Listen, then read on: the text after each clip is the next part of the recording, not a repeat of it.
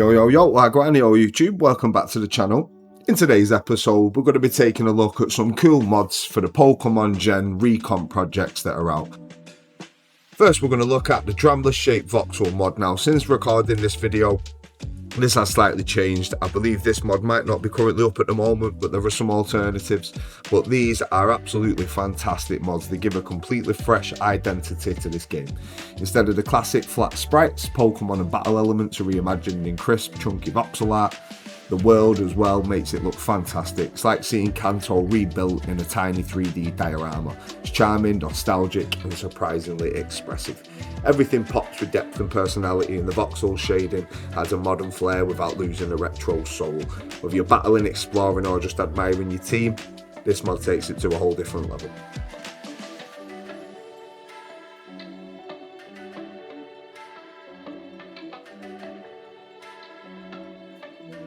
Next, let's have a look at Art Voxel. Now, Art Voxel mod pairs perfectly with the Voxel style mods we talked about earlier in the video, transforming these battle scenes into proper dynamic 3D inspired showdowns. Pokemon appear as Voxel models, or if you have other mods, you can make the appearance of these change even further, giving every encounter a tiny box charm that's impossible not to love. Animations feel much better, attacks have a little bit more presence, and the whole battle screen feels much more like a modern interpretation of the classic turn-based system. It's nostalgic, stylish, and surprisingly immersive. Love this mod.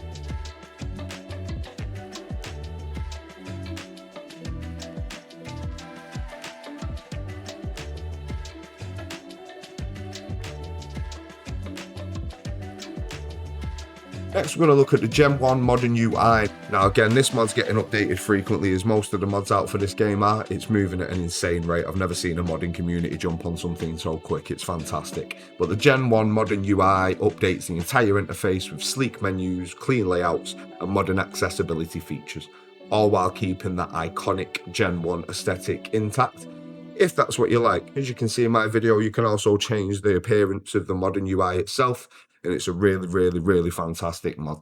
Think of it as the original UI but polished. Fantastic stuff.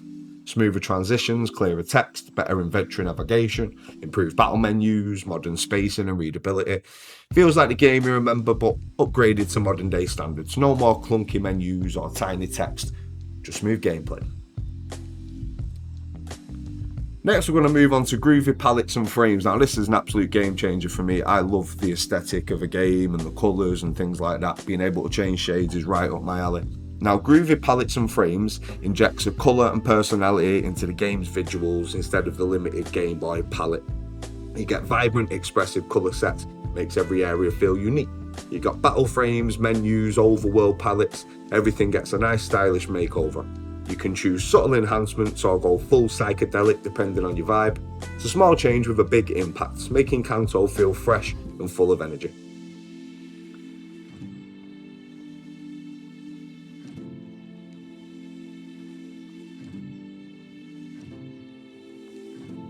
The Pokedex Plus mod updates the Pokedex to be much more modern and useful.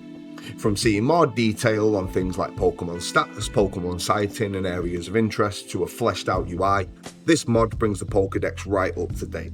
As an added benefit, it will also track more than just the 151 original Pokemon, so for any other mods you may add in that add in later Pokemon, this should keep track of at least some of them. The achievement menu is another game changer, adding extra themes, content and goals for you to track. This is arguably one of the biggest game changers for this Gen 1 recomp that we've been absolutely blessed with. The original Pokemon games are absolutely legendary and fantastic for the time, but one of the biggest gripes I think most of us had was being able to keep track of what was going on. Even as kids, when it was all we did, even then, it was pretty easy to get lost with the mission. When you come back from school the next day, turn your Game Boy back on, you're probably alright, but after a week or so, yeah, as soon as another game got in the way, you completely forgot where you're up to. This achievement list obviously entirely gets rid of that problem. Check it out. Absolute game changer. And that's going to be it for this episode. Thank you very much for tuning in. Please don't forget to like, subscribe, and all the usual business. And until next time, stay safe, stay cool. Peace.